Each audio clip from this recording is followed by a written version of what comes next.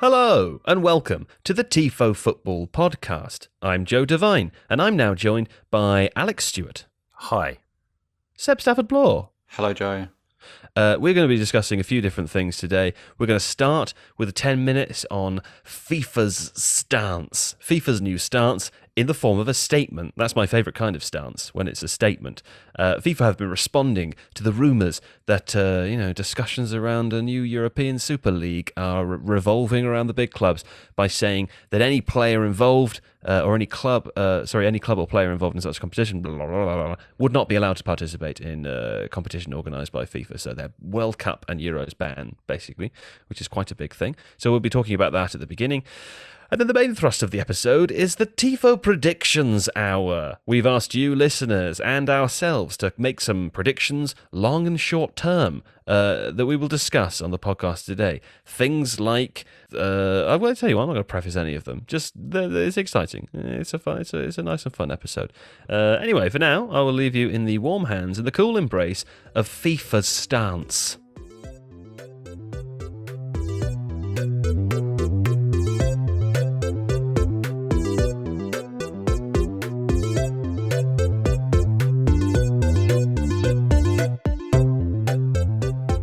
Okay, let's begin then with the big topic of the week. European Super League is back, apparently. It never really goes away, does it?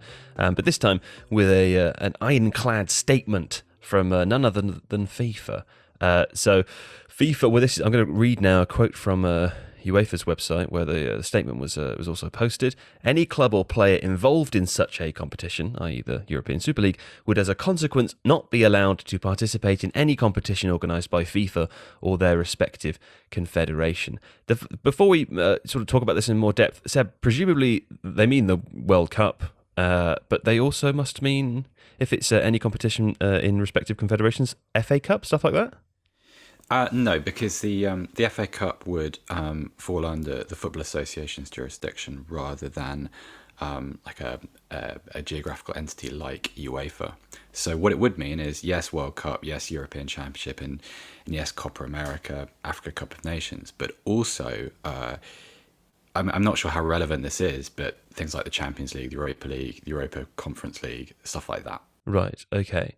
At the moment, maybe in the future there's a kind of the national associations have something to say too, but at the moment my understanding is it doesn't cover individual tournaments within specific countries. Right, okay. I mean, the interesting thing about this is that this seems to be a sort of a revamped version of the Super League, or at least a slightly different version to what I think most people were expecting. I was reading this morning that there has, according to the Guardian, been a document in circulation setting out potential plans for the competition that would replace the Champions League, but not the domestic leagues. So this, I mean, for example, teams that from the Premier League that might feature in a European Super League would theoretically still feature in the Premier League, but also the European Super League. I'm reading that correctly, right? Yeah, so what it means is, at the moment, quite a few of the midweek match days are dedicated to Champions League, Europa League, continental competition. What this proposal sets out is a new competition which would take the place of the Champions League for these specific teams. And so they would have 20 teams involved, broken up into two groups of 10. Within those groups, every side would play each other home and away. So that would be 18 games a season, which is pretty hefty. And then at the end of that, the top four from each group would go into a kind of Champions League style knockout. It's basically creating just a big block of predetermined, pre-selected European football between teams. And the key issue here, and I think this is why most people would concede that the Super League as an idea is not so super, is that the proposal is for 15 permanent members, so 15 clubs who were immune from any relegation or any threat of non-qualification, and every year there would only be a sort of an entry on merit available for 5 different teams, which, if the sport is to sort of have any pretense of being a meritocracy, I think we can all agree that isn't a particularly healthy thing. Where's the stakes? Also, close it or keep it open. I mean, presumably that would mean that let's say that there were, 3 of the worst performing teams in the champion or Super League version of the Champions League that year were all teams that were permanent members. The teams that were there on merit, got very, very far or even potentially won the competition. And then were displaced again the next year. Like, it doesn't make any sense, right? Well, I think the long-term aim is to ensure that by being a permanent member and having permanent access to the revenue streams, the teams that enter year on year, the qualifiers, so to speak, in inverted commas, would just not really be able to compete because the 15 permanent members would be operating off a completely different economic plane. So, I mean, one of the things that really troubles me about it, and actually makes me quite angry, is that nobody really seems to have thought about, beyond the permanent versus temporary aspect of this, the idea of having 18 games in a midweek league competition is a recipe for what I imagine would be quite a lot of dead rubber football, Joe. So yes, you'd have a kind of competitive race for the top four places, probably between, maybe 4 to 7 teams. And then you've got the 3 at the bottom, most likely over time, who would be the qualifiers, the sort of the sides that snuck in by winning a domestic competition, for instance, who slogged their way through maybe about 10 games after their hopes of qualifying for the knockout stages had ended. And it's it feels very Formula One-ish in the sense of, right, just do more laps of the track because, advertising, exposure, and the cameras will pick up the logos in your car for a little bit longer without actually thinking about, hang on, do people really want to watch the part of the race with all the lap cars in it? I mean, I just can't get on board with it. And maybe it's a stepping stone idea though, right? I mean, I suppose let's hypothesize here and suggest that this sort of tournament did occur. The teams, had the 15 permanent teams in there who, presumably for a season or two would have far too many games, and as you describe, would certainly see some dead rubber football. But I would imagine that in terms of squad management, managers would pick their bigger or their better players for those midweek European Super League games. They would see higher revenue probably coming from them. They would see a high number of viewers. It sounds like a stepping stone to just making that permanent, right? It's a Super League by stealth measure in a way. In the beginning, it presents itself really as Champions League reform because the argument in favour is, well, what's the difference? The same teams always qualify for the Champions League as it is anyway, and there's some merit to that. But then you've got to wind it forward, and you've got to look 10, 20, possibly 30 years into the future, and to the point where someone says, yeah, but hang on. The top 10 teams in this 20-team competition, we're bringing in all the revenue. We should have our own thing. Or, we should create a further layer of protection for ourselves because there's no limit to this. Football is becoming, I don't think it's contentious to say this, football is a game driven and instructed by greed. And there will always be another level of greed to access. I don't... And also, at what point does domestic football retain any allure? If you're making all of your money in a European Super League, and all of the glamour is associated with the European Super League, and your recruiting structure is basically pivoting around what your ambitions in that competition are, why would you then say, okay, for the sake of a lesser revenue stream, we will return ourselves to domestic football? Or, even in the beginning, it's very difficult. If your passage into this competition is assured, what is the motivation for you to be competitive domestically? Why are you not saving all of your best players for this midweek spectacle and saying that for, Liverpool against Manchester United in the Premier League, okay, well, let's just play a kind of a second team, or let's rest. These are secondary points. I understand that, but I think it's also important that people comprehend that this isn't just a everybody wins situation in which you just get lots and lots of really great games between good teams and famous teams with big fan bases. It'll make stuff boring. I would have thought so. I mean, I would have thought, instead of being a greater, grander version of the Champions League, I think the spectacle is probably going to be, or would be, more on the level of the International Champions Cup, the pre-season tournament, because eventually the other conversations start happening. So, okay, well, where are we going to play our games? Yes, I know, Team X have always traditionally played in City Y, but why don't we play it in Shanghai, just see how it goes? How about Dubai? There's nothing wrong with that. That's fine if that's what you want to do. But you have to understand that making those decisions changed the tone and the pitch of football as a competitive entity. It stops being Future regional. Seb getting ahead of himself there. It's one of the few things in the game. I'm old and embittered and a little bit jaded by football, but this can still stir my blood a little bit because there's a how dare you aspect to it.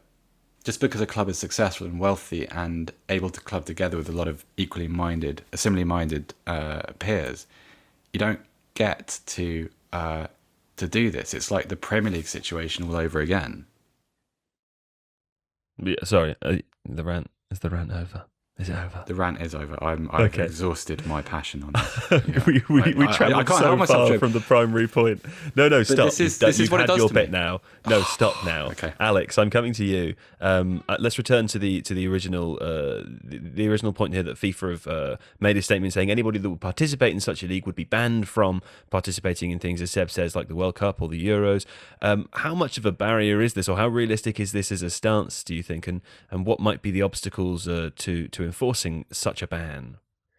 I don't think there would be any obstacles because those organisations, particularly FIFA, retain absolute control over those tournaments to the extent that, let's not forget, FIFA can, offer financial incentives and require tax breaks from the countries that are hosting those tournaments for the sponsors that are operating in them, that kind of stuff. So FIFA have enormous power when it comes to setting out not just who participates in the tournament, but the terms and conditions of everything around it. Don't sponsors have a pretty big power though? Or was it Brazil when they forced a change in rules so that they could allow alcohol drinking in the stadiums because there was a big sponsor that was an alcohol sponsor? I mean, would sponsors not be horrified at the notion that the World Cup would no longer involve some of the best players in the world? Yeah, completely. And I think those two elements combined, FIFA's ability to legislate what does and doesn't happen in their tournaments, and the clout of sponsors saying, well, if we're not going to have the best players available, and let's be honest, we are talking about the best players, that there are some very good players in these sorts of teams that we're talking about that don't play for a nation that regularly qualifies for a World Cup, but the vast majority of them do. So you would be having a World Cup that would be completely stripped of its allure, of its competitiveness. So it's a bluff. It's one of those situations where they'll threaten it in the hopes that it will it's leverage. Throw off the planning. Yeah. I mean, my assumption would be that it's and treading relatively carefully here, but it's a flex by certain of those clubs to say, we are in financial hardship at the moment because of circumstances beyond our control. Everybody understands that. This is still in our back pocket, and unless you're going to address this in a way that is favourable to us, the biggest clubs, then there are certain things that we can threaten to do that will, and FIFA have turned around and go, okay, well, threaten us then, and this will be the repercussion. So in that respect, I don't think it's worked. I do think there's one other interesting point to make very briefly, which is that the broadcasting mechanism for this is reported to be a Super League run online streaming service, which I think is one of the most... Again, broadcasters will have a huge issue with this, but I also think that from a fan's perspective, that's one of the things that I would be most worried about, because fans are already expected to pay a huge amount of money to watch live football if they want to across all of the available platforms. And of course, once you have a situation where the clubs are controlling that themselves, it's like a massive studio buying the biggest cinema chain and then being able to fix the prices for consumption of the material that they're providing. Unless they were smart about it. I mean, actually, one of the things that would cause me concern in terms of the idea of this actually coming to pass is that if they are smart about creating a streaming service, creating something in which these football matches, hypothetical football matches, are more accessible to people at a more reasonable price. But as a result, I think back to a video that Tifo made with Nick Harris hypothesizing about a potential Premflix, for example, where everybody paid £10 a month and the revenue was something like 10 times higher than it is now. I'm sure with all the biggest teams in the world, you'd be able to earn an awful lot more money than they currently are by charging individual customers less. I think that's the sort of thing that actually gets fans on board if they're smart about it. I understand if they're smart about it, but my starting position on this would be one of cynicism, based on the fact that the entire kind of motivation for this is greed and hubris. So, they want lots more money, and they're sufficiently convinced of their own brilliance that they think people will just go along with it and consume that stuff. And that, to me, suggests a model where they're not going to be saying, let's make this cost effective in a way that brings large numbers of fans on board. It's more a starting point of, we're so great that people will want to pay for this, and if we fix a price at, I don't know, 20 quid a month, 30 quid a month, whatever, people will pay for it because it's Man United against Bayern every other week. I probably would pay for it. But anyway, that's the end of part one. We'll be back in part two to discuss all of ours and your predictions, long and short term. And in fact, the first one to read here is the European Super League will start within 5 years by Phil Hogg. So thank you, Phil. Maybe you have preempted something there. Oh, maybe not. Anyway, back in a moment. Okay, welcome to part two. It's the predictions part, where we asked you to come up with lots of weird and fun and some normal long and short-term predictions, as wild or bold as you desire, or as straightforward as you like. Now, we have loads, so thank you. Alex and Seb and I have provided some also. We'll do our best to get through as many as quickly as possible, and we are going to start with a prediction from Luke Chapman. I like this one. Diogo Jota will force Roberto Firmino out of the Liverpool side. I'm going to come to you first, Alex, because we were actually talking about this morning. We were indeed. Yes. I'm not specifically Diogo Jota, but the issues that Liverpool are currently having. Or Luke Chapman, which when I first saw it, I thought of Luke Freeman, who was integral to my Bristol City Football Manager save. I'll always remember Luke Freeman. A player for whom I have enormous respect and affection. Yeah, I mean, I think given Jota's hot streak when he started at Liverpool and the fact that he's been missing through injury, that is a significant problem for Liverpool, not just in terms of the goal-scoring threat, but also an opportunity to refresh that front three. So whether he'll replace him or not, I think he's certainly going to become more of an option once he's back to try and freshen that stuff up. If that happens, I would see Jota probably playing in a wide position and Salah playing through the middle. I mean, one of the things we were talking about this morning, Seb, was Liverpool's chance creation, which is a little stodgy at the moment. And one of the things that we have noticed in recent games is that as and when shots do present themselves, opportunities present themselves, more often than not, they do present themselves to Roberto Firmino, who isn't converting in the way that one might hope. Now, I imagine that this might be the thinking, Luke Chapman's very own thinking about why Diogo Jota, who has, as Alex said, been on a hot streak and scored lots of nice goals, might replace him. What do you think? Yeah, it's certainly an interesting one. I think the point with Firmino might be, I mean, you mentioned the sort of the chances that he's had lately, and that might be because opposition managers are making a conscious decision to focus defensive resources on Salah, Mane, and allowing Firmino as not a spare man, because that's not really the role he plays. He's not an outright centre forward. But he has a little bit more opportunity. Sorry, automatic updates was just prompting me there. The one thing that I couldn't turn off on my desktop. I wonder also though whether Jota, when you have the start of a new club, when you start as well as he did at a new club, and then you get injured, the memory of what you were in that very short space of time is extremely rich. And I really like Diogo Jota. I think he's a lovely player, but I just wonder whether the idea of him has been embellished just a little bit by his absence. Are you stamping on the fantasy set? I am. I'm ruining it. I am ruining it. He's still angry from part one, so I'm not over it. A little while to simmer down. Exactly that. My heart rate. Look, it's not Diogo Jota's fault that you don't like a European Super League. Okay, leave him out of it. No, I'm going to take it out on him. Okay, moving on then. Thanks, Luke Chapman. The next one is from Aravind Nadadar. Tactics will advance to the point that fullbacks will become regular goal scorers. Pwah, pwah. Alex?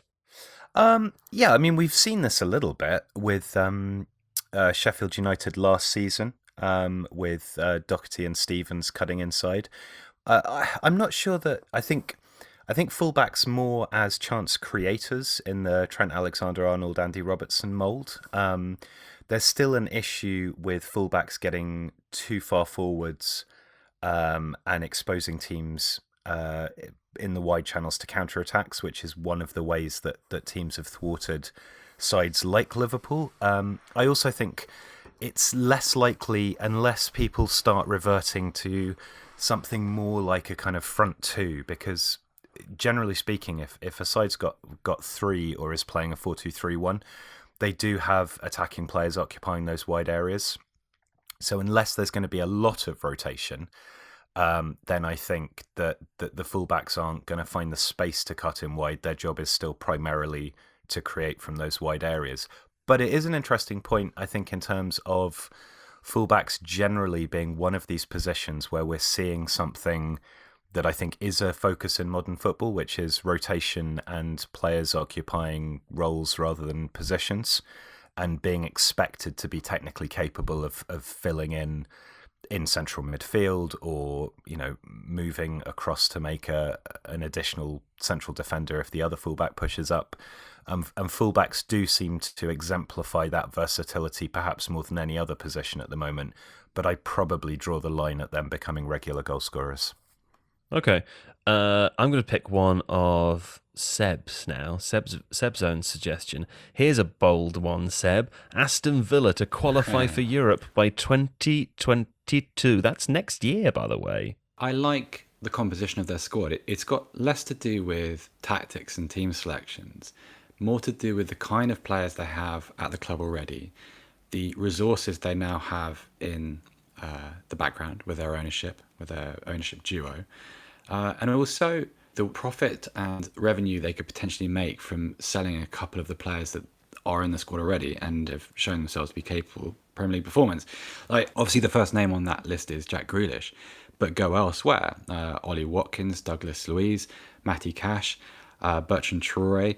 Like, these are players who are young, who are successful at the moment, are proven successful, who are potentially in the future enticing to other clubs. We know certainly that Grealish would command a very high fee if someone was committed to buying him, and so nobody can afford him. I think they're going to keep at the moment they can't the economy. But at the moment they can't, Joe. And also, like, if you're Aston Villa, that's a good thing. You want Jack Grealish at your club, and so you have this best of both worlds situation where either you sell some of these players for an enormous profit and roll that money into squad development, or you keep this team together, you capitalise on becoming an established Premier League club, and mixed in with the ownership's resources, you start to build something quite impressive. And all of a sudden, Villa, who were kind of fortunate to survive last season, they're starting to look a little bit like Wolves, and probably deserve the same kind of optimism, I think. What league finishing position are we talking about here? I can never keep up with the sort of lowest Europa League position, because there's some domestic cup stuff too. It's 6th or 7th, depending on domestic cups, possibly even as low as 8th. So that presumes that if the domestic cups are won by teams who are already competing in Europe next season. Yeah, or the Champions League and the Europa League as well, and there are lots of English teams in both. So yeah, okay. Yeah. I think it's extremely plausible. Yeah, I think actually Villa almost. I mean, I get Seb's point about Wolves, but I'd say there's something slightly Leicesterish about them as well.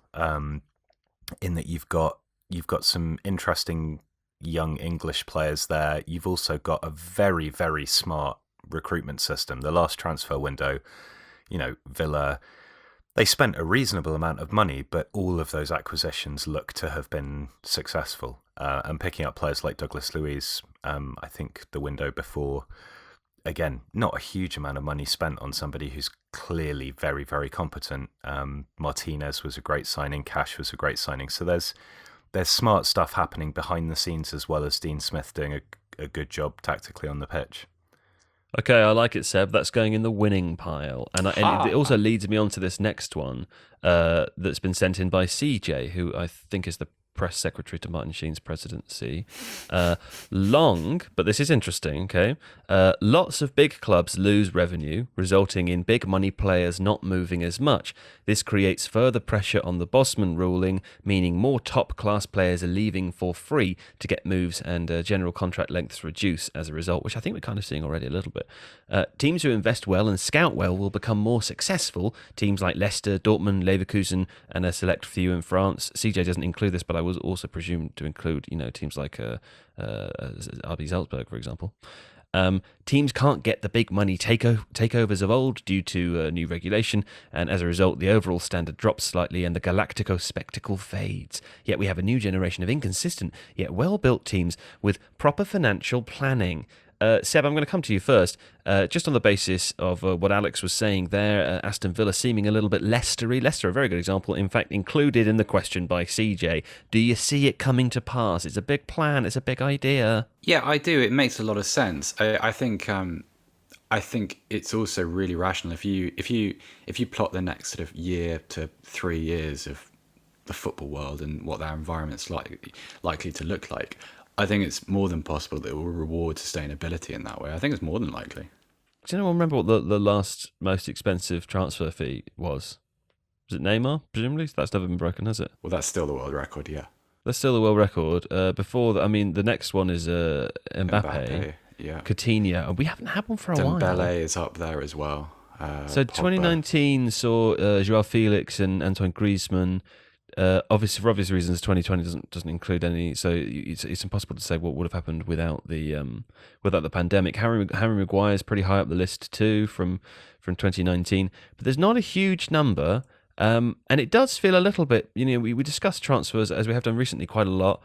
We talk about players like Paul Pogba. A lot of the sort of conversation around these situations relates to the context of contracts, doesn't it? And more often, I feel like we're seeing players move just a year before their contract ends, which perhaps is bringing prices down just a little bit.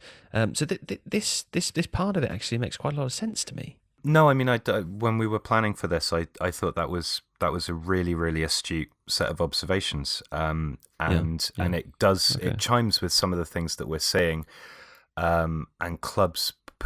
The only sticking point for me is I think that sometimes clubs, take a Dortmund for example, they recruit astutely with a view to selling on, and if the selling on market dries up, then will there be perhaps less of an emphasis on taking a punt on a Jude Bellingham at 17 because when he's 22 you can sell him for a huge amount of money. So I think there is a flip side to it. Yeah, possibly. But again, I think if you're looking at picking up players in their early 20s from cheaper leagues and taking a chance on them, that sort of thing might work well. People will put more effort into scouting to try and find players that are not necessarily undervalued but still relatively cheap, that kind of thing. So I think there's a lot of sense to it, but I can see the flip side to that market slightly being an issue as well.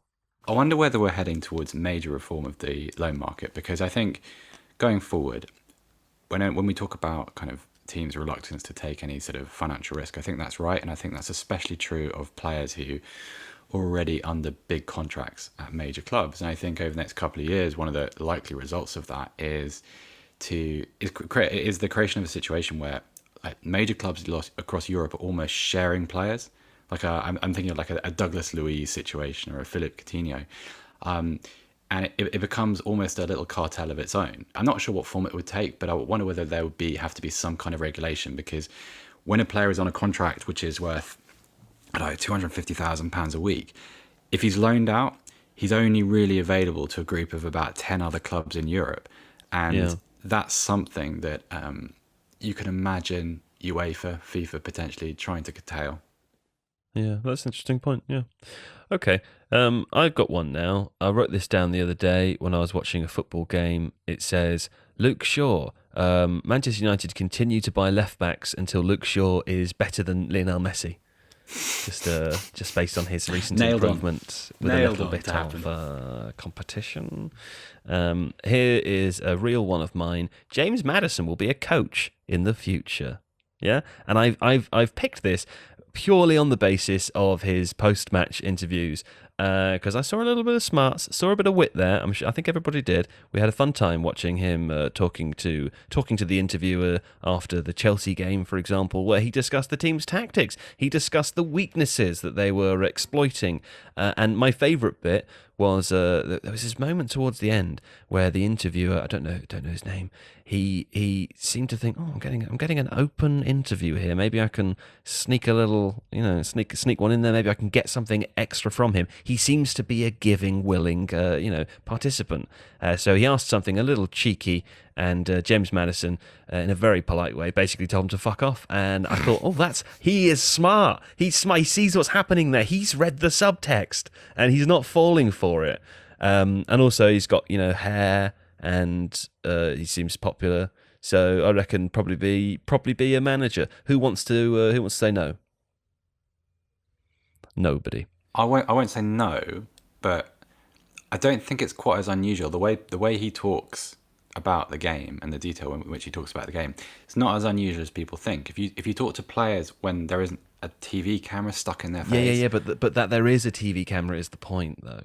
I know, but what we're describing is kind of knowledge and the capacity to understand the game. No, in a way that's not what I'm describing. I'm describing those things, but a person who is willing to do that in a scenario where they are told not to and can still hold their ground. Like, that's what a leader does. That's what somebody does who's willing to kind of put their head above the parapet. That takes confidence, and that's something, those sorts of attributes. I expect most football players to have a very good knowledge of the game, not necessarily to a coaching standard, but you would have thought, if you're a professional player playing in the Premier League, you probably know quite a lot about football.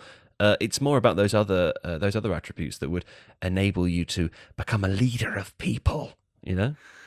I don't know, because for every manager who fits that description, who sort of seems to exhibit that same trait, there's a lot of others who are just as reticent as the average 25-year-old footballer, who don't want to talk about tactics, who are very shy of expressing themselves in anything other than a formulaic way in public. So I don't know. I mean, I do understand what you're getting at. Maybe James Maddison does become a very successful manager. It feels like one of those, we all agree it was great and wonderful and we all got carried away with it moments. Not that it wasn't great and wonderful. You're a dream crusher. You are, Seb. You're crushing my dream. Alex, is he crushing my dreams?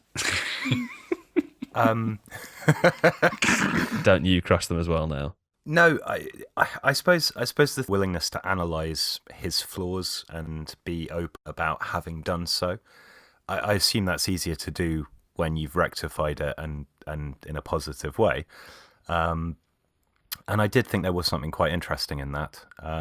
Also, you're in charge, so I'm just going to say yes, it's a great idea. And you're Alex. Certainly correct. Here's one of your great ideas, Alex. Union Berlin will qualify for Europe. Yeah, I mean, obviously, this is only their second Bundesliga season ever. But I think what's quite interesting is that they have a better XG differential than Wolfsburg, who are above them. Union are currently in 6th. Below them is Gladbach, and above them are Leverkusen, both of whom are two teams that I think can flatter to deceive. Gladbach are still in the Champions League, although they're against Man City. That might complicate things a little bit. Gladbach have also got a number of off-field issues currently, which people may or may not know about. A bit of a scandal involving Brill and Bolo. Alison Plier got banned for 5 games for spitting on somebody. So things aren't exactly happy and healthy around that club, which is unfortunate because they're a great team with a fantastic coaching setup. But I can just see Union having a kind of resilience and a solidity that maybe a couple of the other teams that are in the hunt for Europe currently don't have. And things look relatively good for them, I would suggest, to sneak into a Europa League place. Seb, you want to crush his dreams? No, I've done my share of dream crushing. I will stand off this one. Okay, fine.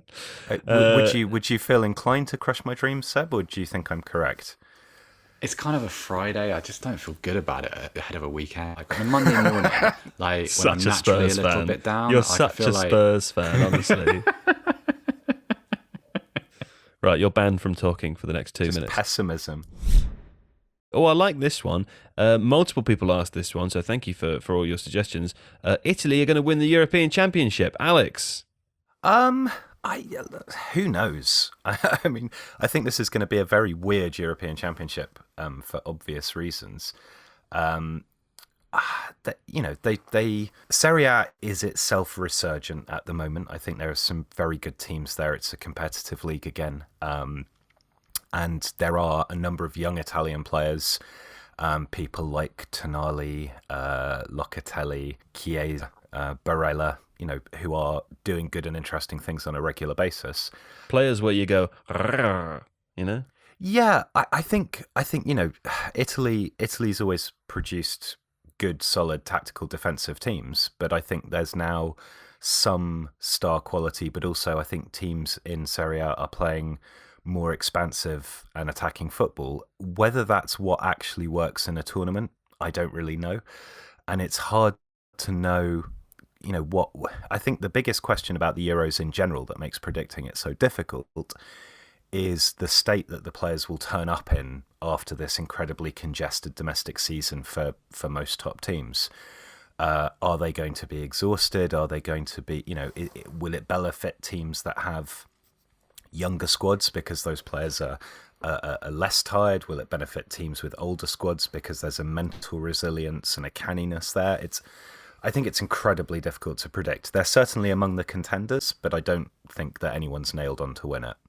Seb? I agree with the youth part of that. Like, Tonali's obviously an excellent player, Locatelli too. To me, it's going to come down to where the Euros is held. I think if you're, like Alex said, it's going to depend on what state people arrive in, what players have been through prior to the tournament beginning.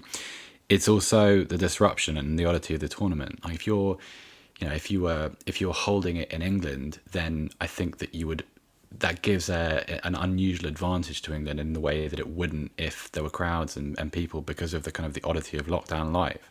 I don't know where we'll be by then. Similarly, I think you're going to have to look at how different football associations have managed their domestic seasons, because a vast majority of that Italian squad play in Serie A. So what has been the physical cost on those players, the mental cost too? Like, it's the same in England, same in Germany, same in Spain, I guess.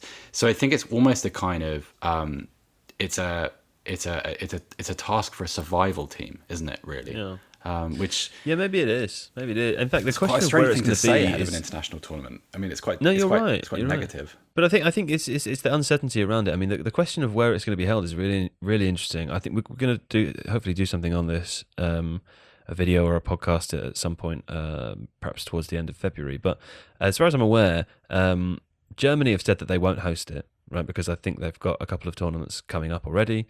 There aren't, like, in terms of the checklist of things that would be required, mainly related to facilities, right? So not just stadiums that have over a certain capacity, but that are, a certain distance from each other, but also training facilities that are available and good enough for the international teams. The list is very small of countries that could support this at the drop of a hat. England is one of them, yet I've spoken to various people who are convinced that it will not be in England as a result of various different issues. One perhaps is the rate of infection, although a counter to that is that vaccinations are, I think, speaking for Europe specifically, the UK is likely to vaccinate the majority of its residents quicker than some of the other more established countries in Europe. So maybe there's an opportunity by the summer, who knows, to get some fans into stadiums if that's the case. There's also the political angle with Brexit. So it's really hard to say even where it's going to be, because apart from that, you've got Spain maybe, and you've got Italy maybe, and Russia. And I don't think it's going to Russia. So I wonder whether, I know this won't be a popular thing to say, but surely the most sensible way forward is just to cancel it. Because if if there isn't a country that is pinning its hopes on hosting and the kind of the financial benefits that come with it, so for instance, like a traditional World Cup situation where, you know, a country has built stadiums specifically for the occasion, you just think that there's going to be a World Cup at the end of next year. Why don't it just makes much more sense not to expose players to a potential situation in this country where, like, I just can't believe that a significant number of people will have been vaccinated by the 1st of June or the 4th of June or whatever the European But there's like Championship is. 6 million already, right?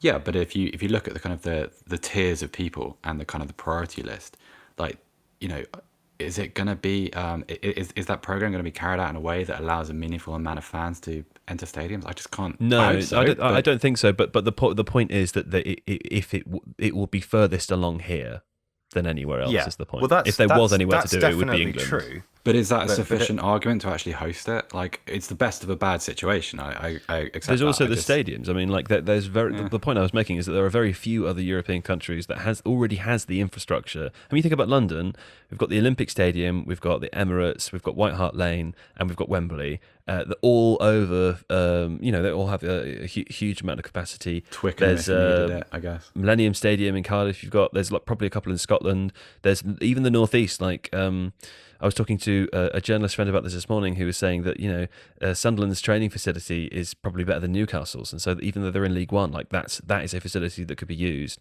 for a team that's training. There's a useful model with the Rugby World Cup in 2015 when it was held here, because the group stages were based in a particular area, and so, you know, I can't remember what it was, but Group A played all of their games in Exeter, for example.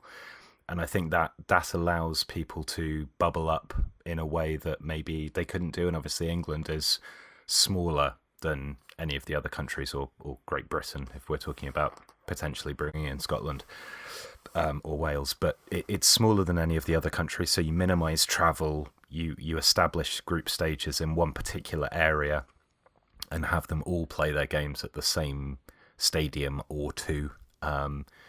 It feels more manageable in that regard than potentially any other. But it's very hard to disagree with Seb in terms of just, you know, is it worth it really?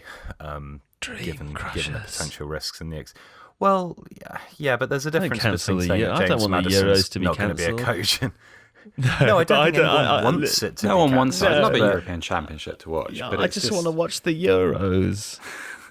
I don't I want any, like love no the talk of Euros, cancelling. but I don't like this. This is Sure, bad. okay. What are we cancelling it for? What for the more efficiency of the future? I don't care about the future. I want to watch the fucking Euros. I don't care about what happens next year. Cancel the Premier League. Cancel everything else. Cancel COVID. Just let me watch the Euros. You know, it's the Euros. It's the spectacle of football dragging itself towards various broadcasting payments. I'm It's just cancelling you. I'm cancelling you. No, you're cancelled now. I'm a dream crusher. Hold on. I'm cancelling you. I'm uncancelling you to answer this one. This is one of yours, Seb. Defensive players will start changing shape, and then in brackets it said, Seb will explain. Yeah, no, it's just a theory I have about the way that the game is quite cyclical, in the sense that we, you know, for those who pay attention to our output on the channel, we did a video a few weeks ago about the return of the target man. And I always believe that kind of the style of play, the style of player used in certain positions is reflective of trends within the game. So target men are good because, you know, they're a handy way of skipping a high press. And they're also a response to kind of the primacy of the ball playing centre half, the kind of the John Stones type, who is a little bit more fragile than, you know, his predecessor was 20 or 30 years ago. And I think eventually that will right itself.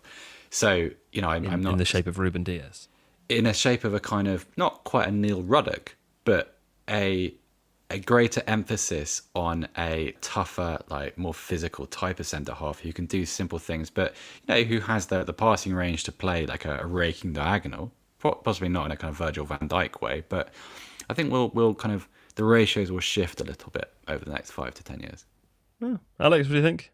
Yeah, that makes sense. I think it's why you see that the most highly valued centre-back now are the ones who can both play the pass and also are pretty physical.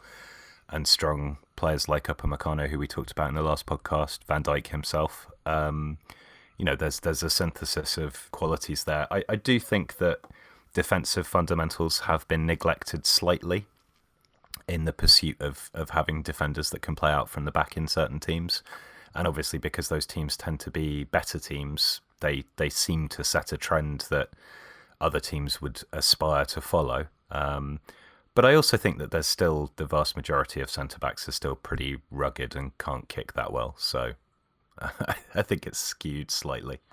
Okay, let's do a few quick-fire ones because we haven't got very much time left, and then we'll finish with a normal one. So quick-fire means a yes or no from both of you, and that's all.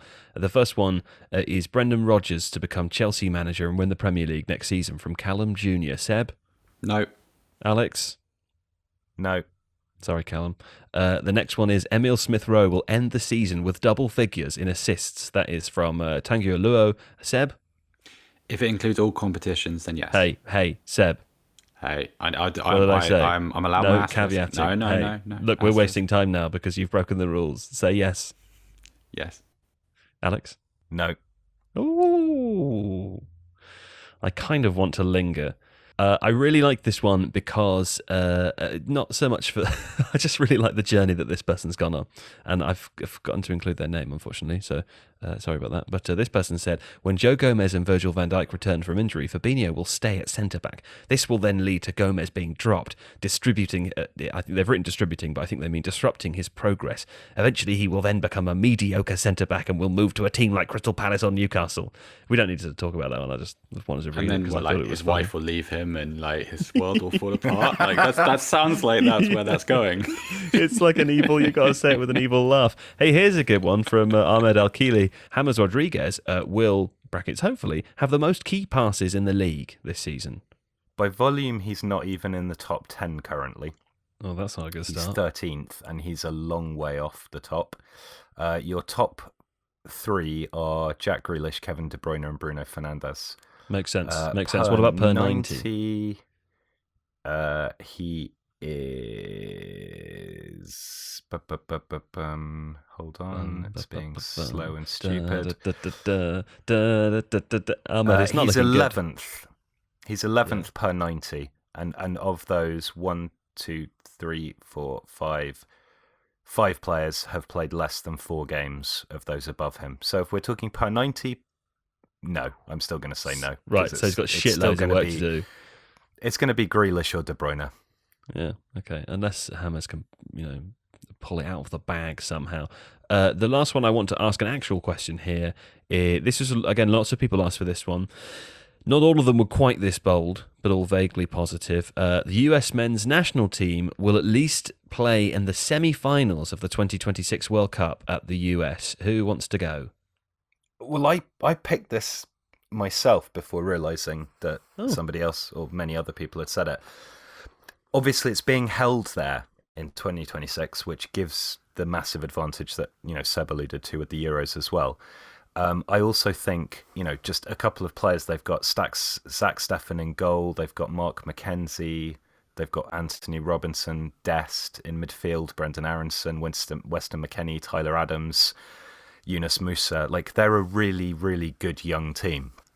And I think there's a huge amount to be excited about. MLS have got their young player development very on track to the extent that these players are now being picked up by very good European clubs, or clubs like with Mackenzie, he's gone to Genk, which is an excellent development club where your next step is to then, a Premier League side or a Serie A side. So, yeah, totally. I'm Hot very stuff? much behind Question this. mark. Sorry? Hot stuff? Question mark. What does that mean? Seb, hot stuff. Hot stuff! Exclamation mark, Joe. Thank you. Oh yeah, and they've got Giovanni Reina and Pulisic as well. I forgot those. Oh, that's good. That's good, man. I think we've got to end now because this is not gone the way I thought it would. But I hope everybody enjoyed today's episode. Listen, update in the coming week, I think as of February, we're going to be changing the days that we record, and we'll be changing one release day for this podcast. So that means the Tuesday episode will still be out on a Tuesday, but we'll be recording it on a Monday, so we can actually talk about stuff that, we're not recording before the weekend as we are currently, and missing lots of the goals. And the second episode of the week, which at the moment is released on a Thursday, will be moved to a Friday in order that we can record it on a Thursday and talk about European football and those sorts of things, and basically whatever's happening. We're not quite so far off the old drop, so keep an eye out for that. I think it'll be the first week of February that change occurs, and we'll be looking forward to doing that. So thank you to Seb. Thank you, Joe. And to you, Alex. Thanks, Joe. And of course, producer Adonis. Thanks, everyone. We'll be back on Thursday with something almost the same, but probably, a little different, but mostly the same. Bye!